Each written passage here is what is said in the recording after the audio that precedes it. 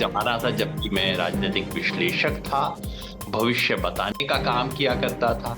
आजकल छोटा मोटा ही सही भविष्य बनाने का काम करता हूँ। आपको क्या लगता है कि ये विकल्प जो बन रहा है, ये चुनाव में मुकाबला कर सकता है मोदी का, या ये सिर्फ वैचारिक लड़ाई बन के रह जाएगी?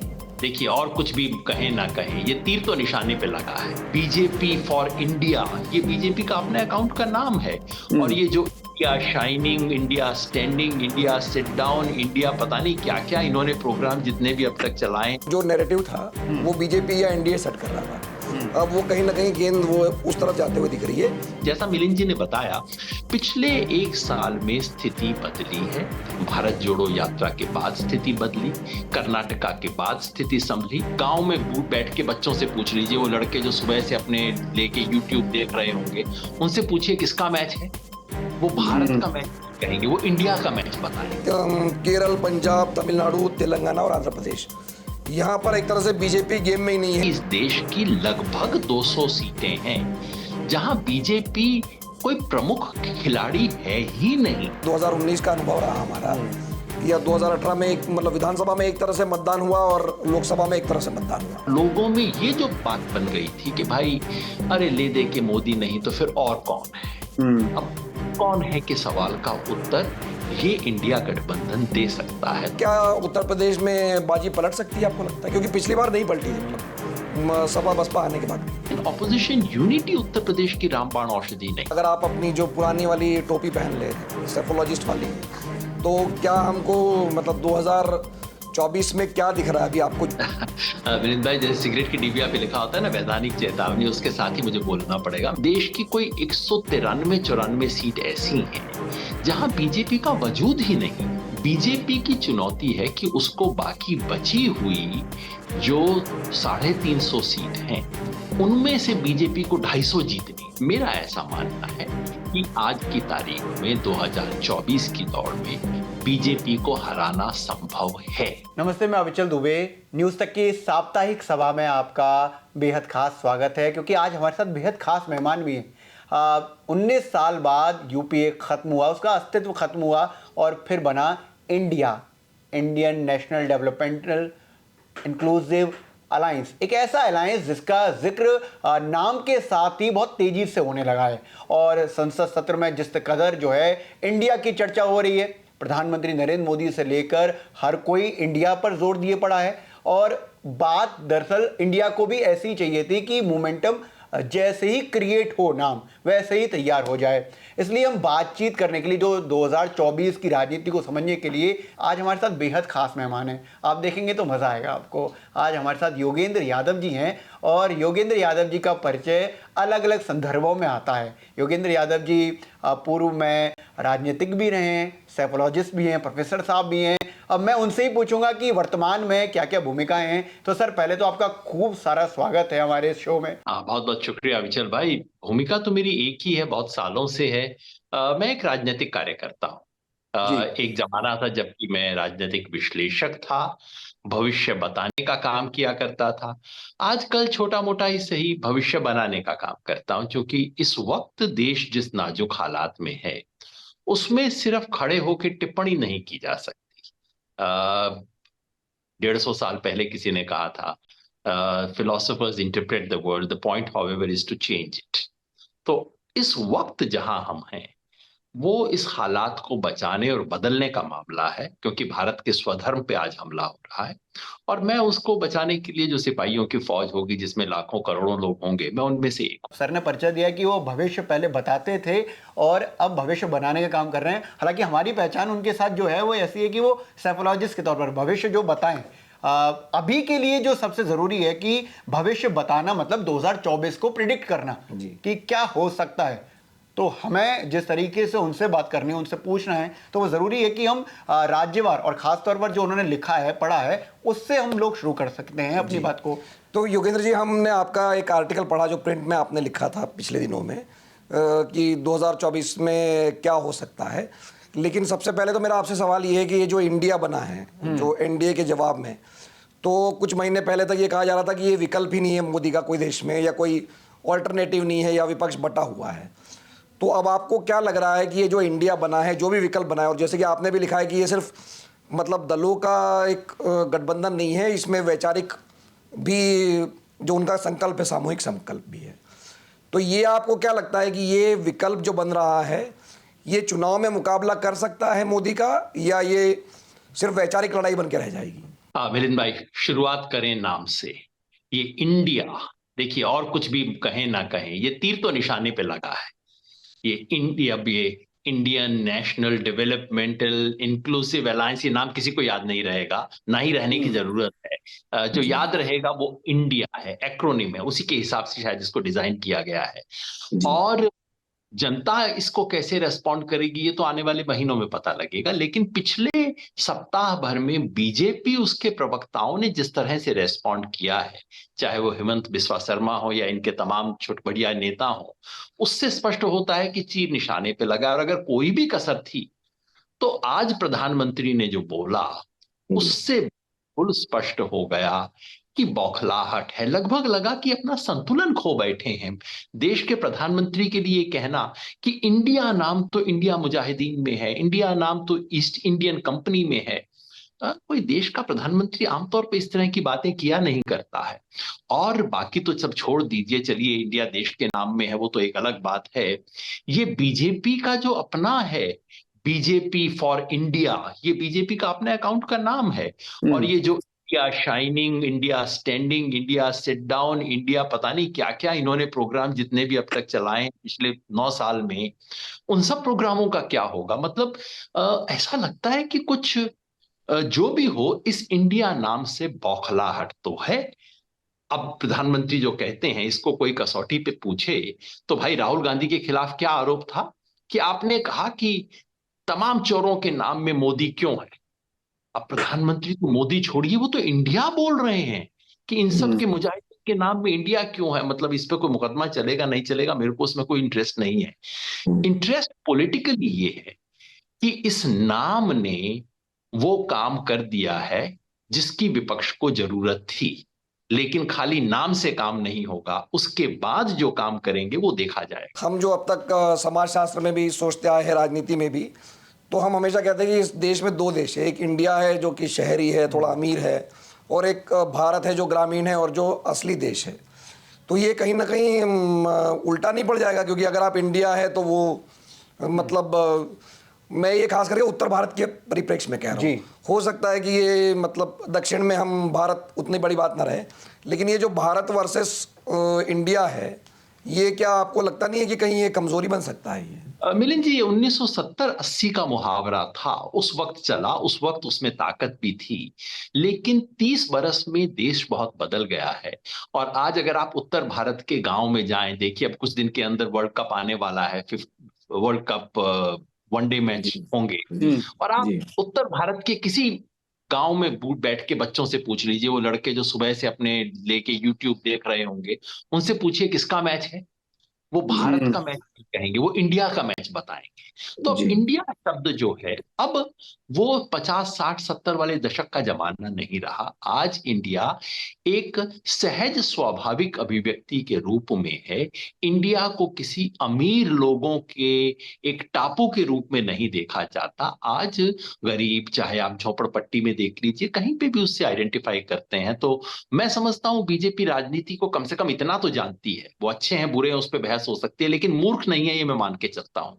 और उन्हें इतनी तो इस देश की समझ है कि इंडिया बनाम भारत करने की कोशिश करेंगे। जो हास्यास्पद कोशिश इन्होंने, हेमंत बिस्वा शर्मा ने की है, बेचारे अपना एक अकाउंट बदले लेकिन बाकी चीजें नहीं बदल पाए, क्योंकि बीजेपी ये सब बदलने लगेगी तो पता नहीं उन्हें क्या कुछ बदलना पड़ जाएगा बीजेपी बेचारी को।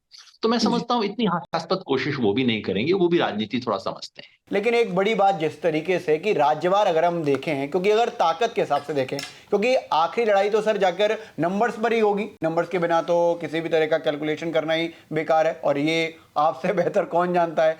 अगर हम इस हिसाब से देखें कि अभी की ताकत क्या है, अभी की ताकत इंडिया की करीब 150 सीटों की आसपास ताकत है। हालांकि जो वोट शेयर है वो 36% है। और अगर हम सामने बात करें एनडीए की, और एनडीए के पास 325 सीटें करीब हैं अभी के हिसाब से, और 44% करीब उनके पास वोट शेयर है। आपको क्या लगता है कि जो ये टर्निंग पॉइंट इंडिया है वो कितना टर्निंग लेगा कि साहब की बड़ी से बड़ी अगर स्थिति जो है खराब हो जाए बीजेपी की तो कितना पीछे आ सकते हैं? सामान्यतः गठबंधन क्यों बनते हैं? सामान्यतः गठबंधन इसलिए बनते हैं कि भाई वोटों का बिखराव ना हो। और पुराने जमाने में कांग्रेस के खिलाफ तमाम ऑपोजिशन पार्टियां आती थी, चाहे 77 हो चाहे 89 हो। वो क्यों आती थी? कि भाई कांग्रेस के खिलाफ विपक्ष के वोटों का बिखराव है, विपक्ष के वोट इकट्ठे हो जाएंगे, मिलकर हम कांग्रेस को हरा देंगे। आज वो स्थिति नहीं है, क्योंकि आज की स्थिति बहुत अलग है। तो ये मान लेना कि विपक्ष के वोट जुड़ जाएंगे और उससे बीजेपी हार जाएगी, ये समझदारी की बात नहीं है। और इस इंडिया गठबंधन की जो असली ताकत है वो इसमें नहीं है। ताकत इसमें भी नहीं है कि हम चुनाव में सीटें जीत के आएंगे, हमारी सीटें इकट्ठी हो जाएंगी, हम सरकार बना लेंगे। ये बहुत दूर की बात है, ये अभी की बात नहीं है। तो मैंने उस लेख में कहा है कि इंडिया की असली ताकत विपक्षी एकता के पुराने समीकरणों में नहीं है कि वोट जुड़ जाएंगे, सीट जुड़ जाएंगे। हम राज्यवार चर्चा करेंगे, लेकिन जो देश की कुल मिलाकर इलेक्टोरल ज्योग्राफी है, जो हमारे चुनाव का राज्यवार समीकरण है, उस समीकरण को देखते हुए इंडिया गठबंधन बनने से कोई एकदम चमत्कार या करिश्मा नहीं होने वाला है। असली जो बात है इंडिया गठबंधन की वो ये है, क्या वो माहौल बना सकता है, क्या वो हवा क्रिएट कर सकता है। क्योंकि आज पिछले 9 साल के राज के बाद बीजेपी की हालत देखिए, एनडीए तो नाम का है तो बीजेपी, क्योंकि एनडीए में कोई बचा नहीं। सही। में केवल बीजेपी बची है, चाहे वो 39 खड़े कर लें कल को, चाहे 51 खड़े कर लें, है तो एक ही। वो एक 1.25 की है, उसको आप जो भी मान लीजिए वैसा ही है। तो बीजेपी के राज से देश में असंतोष है, देश की अर्थव्यवस्था बिल्कुल पस्त हो गई है। ऐसे तमाम मुद्दे हैं जिन्हें अगर वास्तव में उठाया जा सके, जनता तक पहुंचाया जा सके, तब हवा बन सकती है। तो ये जो इंडिया की असली स्ट्रेंथ, ना वोटों का गठबंधन होगा ना सीटों का होगा, इसमें थोड़ा बहुत फायदा होगा, वो जरूरी बात है। लेकिन असली बात है कि क्या वो संघर्ष का, जमीन पे संघर्ष, संवाद और उम्मीद, क्या उनको जोड़ सकती है? वो जोड़ती है तो देश में हवा बनेगी, और इसकी शुरुआत होती मुझे दिखाई दे रही है। जो योगेंद्र जी ने शुरुआत में भी कहा कि भाई अगर वो बीजेपी उसका जवाब दे रही है जी, तो वो एक तरह से उनकी जीत है, क्योंकि पहले जो नैरेटिव था वो बीजेपी या एनडीए सेट कर रहा था। अब वो कहीं ना कहीं गेंद वो उस तरफ जाते हुए दिख रही है कि जब एनडीए हर चीज पर रिएक्ट कर रहा है या बीजेपी हर चीज पर रिएक्ट कर रही है कि भाई भारत जोड़ो यात्रा नहीं, भारत तोड़ो यात्रा है, या इंडिया नहीं। मतलब मैं कह रहा हूँ कि ये जो मोड ऑन होना है, मतलब पिछले एक साल में एक तो बड़ा फर्क ये आया है कि जो डिबेट सेट होना है, ये जो बहस होना है, उसमें विपक्ष कहीं ना कहीं गेम में आ रहा है। मैं अभी भी नहीं कह रहा हूँ कि वो जीत रहा है या भारी पड़ रहा है, ये मैं नहीं कहूँगा, लेकिन वो पहले जो रिएक्शन के मोड में रहता था वो अब कम से कम एक्शन की मोड में है। बिल्कुल सही बात कह रहे हैं आप। देखिए, बीजेपी का चुनाव जीतने का फॉर्मूला क्या है? मैच जीतने का फॉर्मूला बीजेपी का ये है कि मैच शुरू होने से पहले वॉकओवर करवा दें, ऐसा मतलब माहौल बना दें कि मैच शुरू होने से पहले ही सामने वाले के हौसले पस्त हो जाए, जो कि 2019 में हुआ, खासतौर पे पुलवामा वगैरह की घटना के बाद। तो बीजेपी चाहती है कि एक ऐसा माहौल बना दे जहां नैरेटिव बीजेपी के पास हो, बीजेपी कह रही है, ऑपोजिशन सिर्फ उसको रिएक्ट कर रहा है। और ये बहुत समय तक हुआ, 2019 के बाद भी ये बहुत साल तक चला। लेकिन जैसा मिलिंद जी ने बताया, पिछले एक साल में स्थिति बदली है। भारत जोड़ो यात्रा के बाद स्थिति बदली, कर्नाटका के बाद स्थिति संभली, और ये पिछले एक सप्ताह में, अब ये नहीं पता हमें कि एक सप्ताह की बात कितने दिन तक चलेगी, लेकिन कम से कम जब से इंडिया गठबंधन का की घोषणा हुई है, एक ये बात कि हाँ, ऑपोजिशन चर्चा में है, ऑपोजिशन कुछ कर सकता, अच्छा ये लोग मिलके क्या करेंगे, बस ये ज्यादा महत्वपूर्ण है, बजाय कि वोट सीट का गणित। गणित करेंगे तो आपको बहुत ज्यादा नफा नुकसान नहीं दिखाई देगा, लेकिन चुनाव खाली गणित नहीं होता, चुनाव अंततः हवा होती है, हवा बनती है, उम्मीद बनती है, चर्चा बनती है, मिलिंद जी जो कह रहे हैं नैरेटिव बनता है। जब ये बनता है तब हवा पलटती है, और उसकी एक गुंजाइश बन रही है। अभी से बिल्कुल यही कहना सही होगा, मिलिंद जी सही कह रहे हैं, अभी से इतना ही कहिए कि इसकी गुंजाइश बन रही है। अभी बैठ के हम भविष्यवाणी कर दें कि विपक्ष जीत जाएगा, मैं वैसे विश्लेषक नहीं हूं, लेकिन इस तरह की नासमझी की बातें नहीं करनी चाहिए, किसी राजनीतिक कार्यकर्ता को भी नहीं करनी चाहिए। अपने आप को मूर्ख बनाना सबसे बुरी चीज होती है दुनिया में। तो इतना हम सही कह सकते हैं कि इसकी गुंजाइश अभी खुली है। जो ऐसे आज से 1 डेढ़ साल पहले तो उत्तर प्रदेश चुनाव के परिणाम के बाद तो लग रहा था कोई गुंजाइश ही नहीं बची है, लोग कह रहे थे अब तो 2029 की बात करो, 24 तो छोड़ दो। वो खत्म। अब 24 की चर्चा है। अब जनता के बीच में, गांव में, चौपाल में, ताश में, पान की दुकान पे, चाय के ठेले पे अब चर्चा है, अरे ऑपोजिशन वाले क्या करेंगे, अच्छा टिक जाएंगे क्या, अच्छा कुछ कर तो रहे हैं, देखो क्या होता है। बस ये सवाल बदल गए हैं, ये बात महत्वपूर्ण तो योगेंद्र जी, जो आपने लेख लिखा है, जो आपने जिसका हमने पहले जिक्र किया, उसमें हमारी समझ में आपने 5 कैटेगरी बनाई है अलग अलग राज्यों की, कि कहाँ मुकाबला हो सकता है या कहाँ गठबंधन की ज़रूरत है, कहाँ नहीं है। तो अगर ये जो 5 कैटेगरी की हम एक एक करके बातचीत करें, तो पहले जैसे आपने कहा है कि केरल, पंजाब, तमिलनाडु, तेलंगाना और आंध्र प्रदेश, यहाँ पर एक तरह से बीजेपी गेम में ही नहीं है, या वहाँ पर मतलब आप एक होकर भी कोई फ़ायदा नहीं होगा।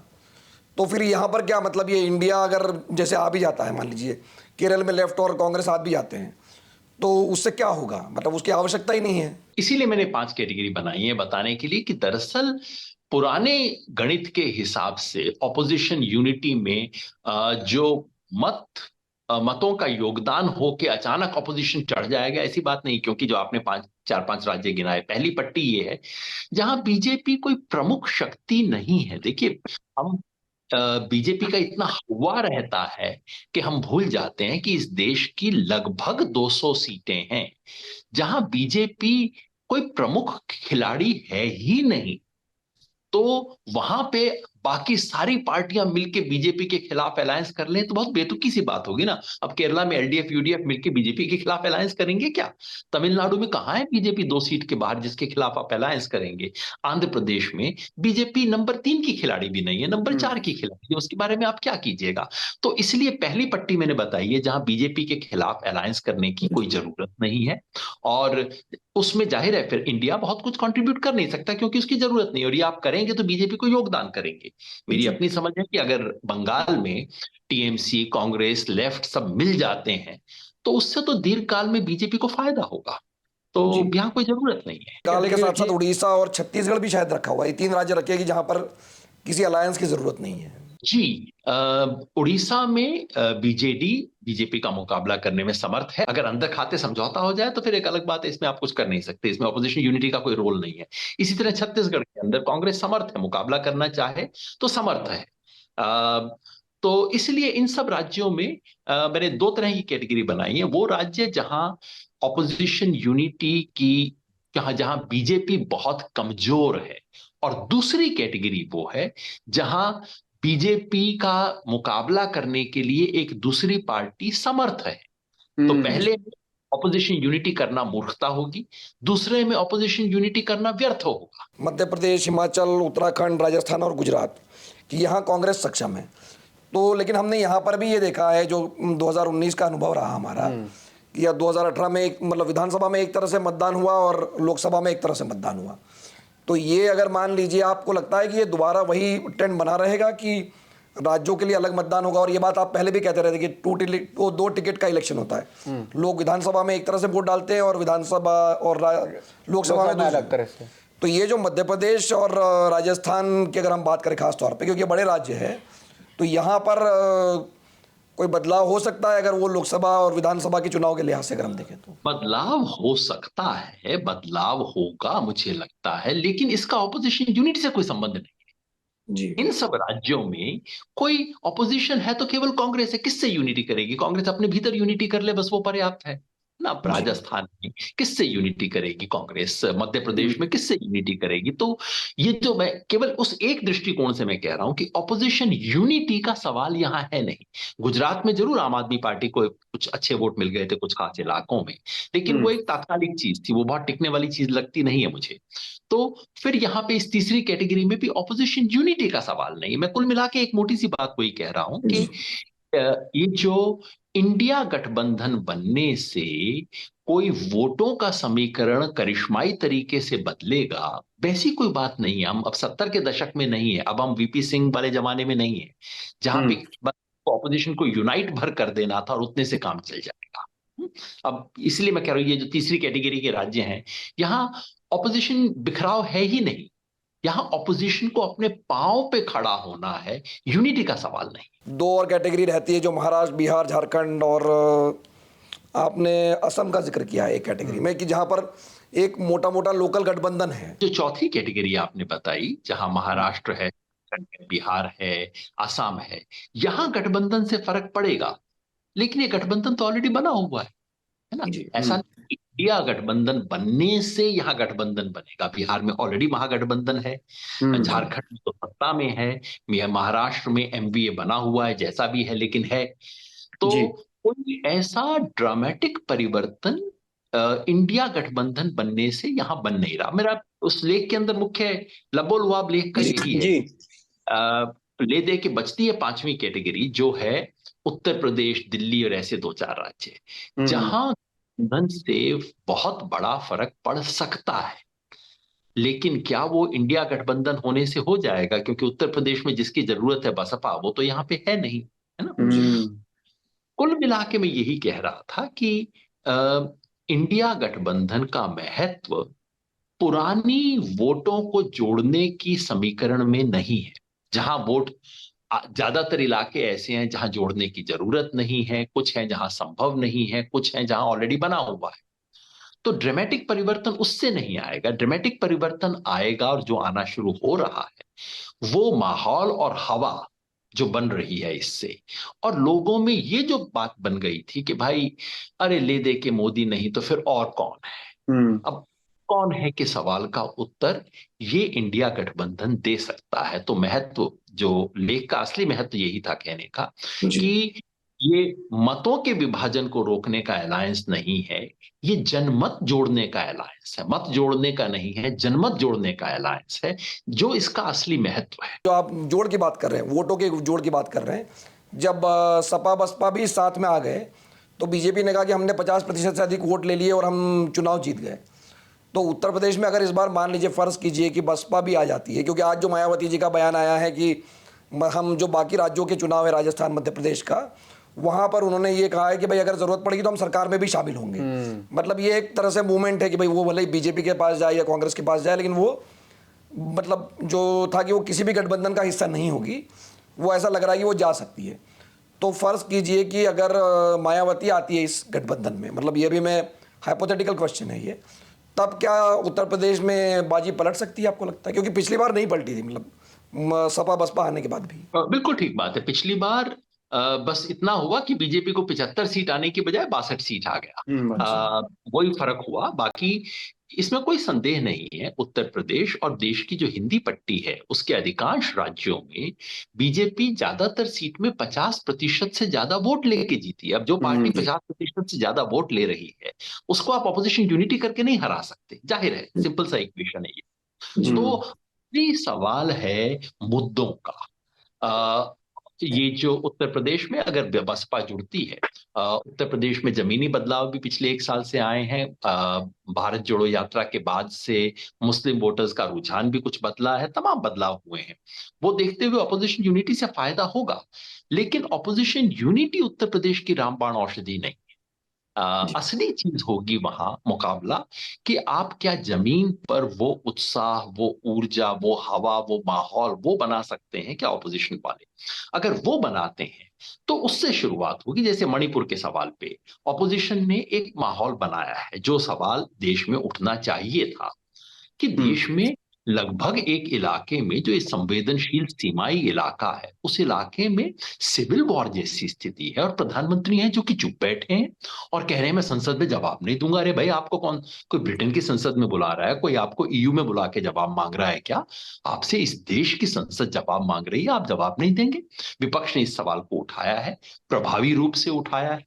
और अगर विपक्ष आगे दूसरे मुद्दों को उठा सके, और ज्यादा कोई नए मुद्दे खोजने की जरूरत नहीं है, विपक्ष को सिर्फ कुछ सिंपल से सवाल पूछने हैं। जिस दिन प्रधानमंत्री जी ने इस देश की सत्ता संभाली, उस दिन इस देश में कितने बेरोजगार थे और आज कितने बेरोजगार हैं? वो तो 2 करोड़ हर साल कम करने वाले थे ना, ये सवाल पूछ लीजिए। जिस दिन इस देश में लॉकडाउन लगा, उस दिन गौतम अडानी की संपत्ति कितनी थी और अगले 2.5 साल में कितनी बढ़ गई, जब इस देश के सभी लोगों की संपत्ति 97% लोगों के घर संपत्ति कम हुई, इनकी संपत्ति 12 गुना बढ़ गई। कैसे बढ़ी?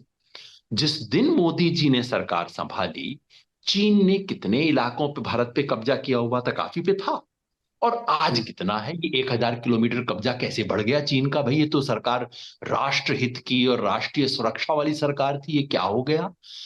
देश में जिन जिन इलाकों में आंतरिक झगड़े हुए, चाहे हरियाणा पंजाब का पानी का झगड़ा है, चाहे कर्नाटका तमिलनाडु का झगड़ा है, चाहे मणिपुर के अंदर हुआ, मणिपुर और नागालैंड का विवाद है, क्या एक भी जगह प्रधानमंत्री ने इन झगड़ों को सुलझाने का एक भी प्रयास किया? ये सवाल पूछिए। सवाल पूछिए महंगाई का, सवाल पूछिए कोविड में कितने लोग मरे। अगर विपक्ष इन मुद्दों को कायदे से उठाना शुरू करे, संसद में भी, लेकिन मेरा मानना है संसद से ज्यादा जरूरी है सड़क पे इन मुद्दों को उठाना। अगर विपक्ष सड़क पे इन मुद्दों को उठाना शुरू कर दे, मोदानी का सवाल उठाना शुरू कर दे, मोदी जी और अदानी के गठबंधन का सवाल उठाना शुरू कर दे, तो मुझे नहीं लगता कि ये चुनाव उसी गति से, उस तरह से होगा जैसा आज दिख रहा है।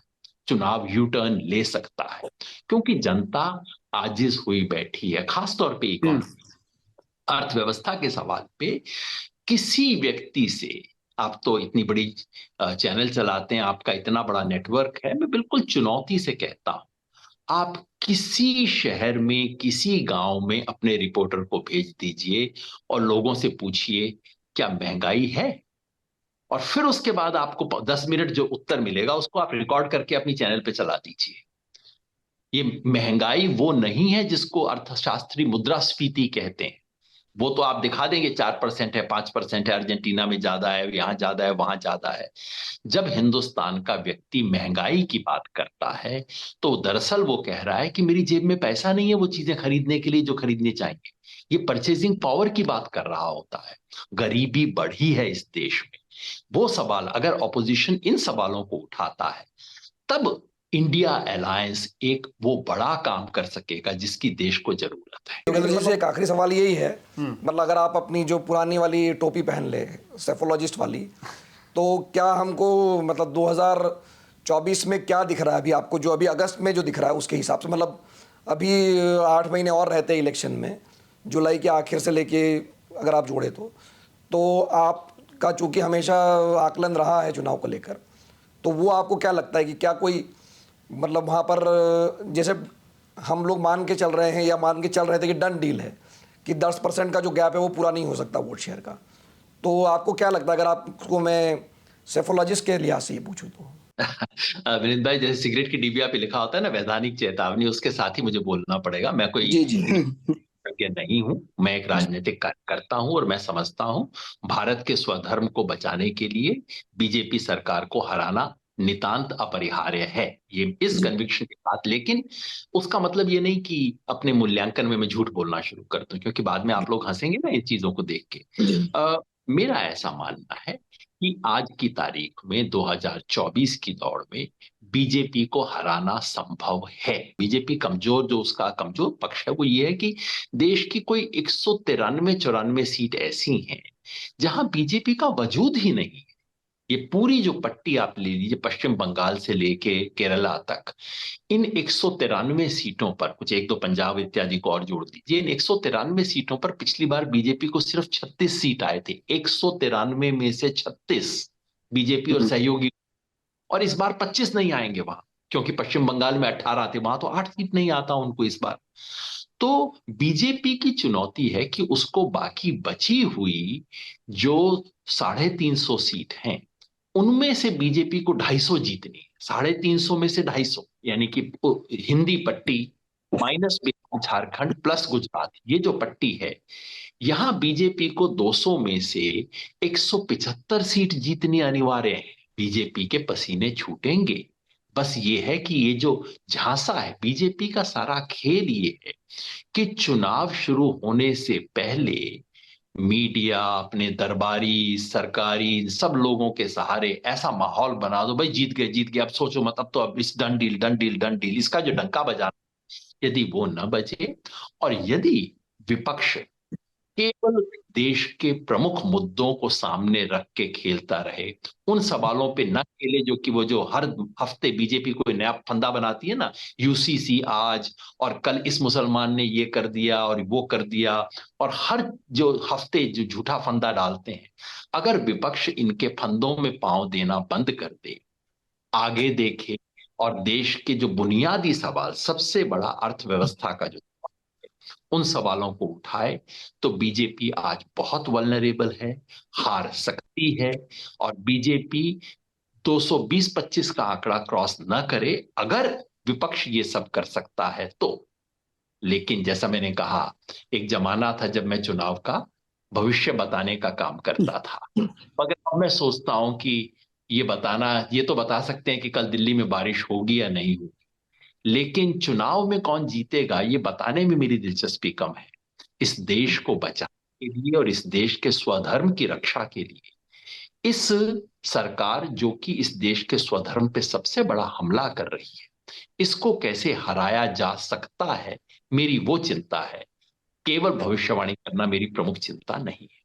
कम से कम मेरी योगेन जी की 7 सितंबर 2022 को आप कन्याकुमारी में थे, वहाँ से भारत जोड़ो यात्रा शुरू हुई और उससे कांग्रेस और पूरे एक तरह से कहें कि राहुल गांधी में जो चेंज आया, हमने देखा कि वो जो आज चर्चा हो रही है, तो अगर एक भारत जोड़ो यात्रा दोबारा हो तो उसमें फिर से आप भाग लेंगे और इस तरह से उससे कोई ना कोई नैरेटिव जो है, बार बार उसको परसेप्शन कह रहे हैं, हवा कह रहे हैं, जो भी शब्द लेना चाहें वो ऐसा ले सकते हैं, उससे काफी प्रभाव पड़ेगा। इस देश को बचाने के महायज्ञ में जो आहुति हम दे सकें, जो कोई दे सके, और आपके दर्शक भी जो छोटी बड़ी जो आहुति डाल सके, सबको डालनी चाहिए। जो छोटी बड़ी मेरे हिस्से में होगी वो मैं भी करूंगा। जरूरी नहीं कि हर बार एक और यात्रा ही, और जरूरी नहीं कि हर बार राहुल गांधी सामने रहे, अलग अलग तरीके से। लेकिन हाँ, यदि विपक्ष आने वाले 6-8 महीने में सड़क पे रहता है, तो ये चुनाव एक अलग तरीके से होगा। तो विपक्ष संसद में होना जरूरी है, लेकिन याद रखिए, संसद से बड़ी है सड़क। वहां पे विपक्ष की जरूरत है, वहां संघर्ष, लोकतांत्रिक संघर्ष की जरूरत है, वहां मुद्दों को उठाने की जरूरत है। और यदि वो होगा तो बीजेपी के लिए 2024 जीतना बहुत टेढ़ी खीर है। सड़क से संसद तक जब तक जो है हंगामा, लड़ाई, मोर्चे जारी रहेंगे, तब तक 2024 की जो लकीर है वो लंबी खींचना शुरू होती रहेगी और हम भी इस लंबी लकीर में लगातार थोड़े बहुत अंश के रूप में शामिल हों। लेकिन बेसिक बात यह है कि हम 2024 पर जो चर्चा कर रहे हैं वो 2023 में इसलिए ज़रूरी है क्योंकि लगातार अपडेट्स आ रहे हैं, लगातार परिवर्तन हो रहे हैं। और जिस तरह से चर्चा जो बड़ी हो रही है वो ये है कि जो डन डील थी वो ऐसा लग नहीं रहा है कि अब वो डन डील है। दूसरी बात, जिस तरीके से चेंजेस जो इंडिया के नाम से हों, चाहे हवा के नाम से हो, चाहे और दूसरी चर्चाएं हों, उसको संज्ञान में लाना ज़रूरी है और इसलिए हम साप्ताहिक सभाएं रखते हैं। सर, आपका तो खूब सारा शुक्रिया कि आप हमारे साथ जुड़े और आपने इतना अपना बेशकीमती वक्त जो है हमें दिया। और इस डिस्क्लेमर के साथ, इस वैधानिक चेतावनी के साथ कि आप आगे भी जुड़ेंगे, तभी आज आपको जाने दिया जाएगा, आज आपको जाने दिया जाएगा।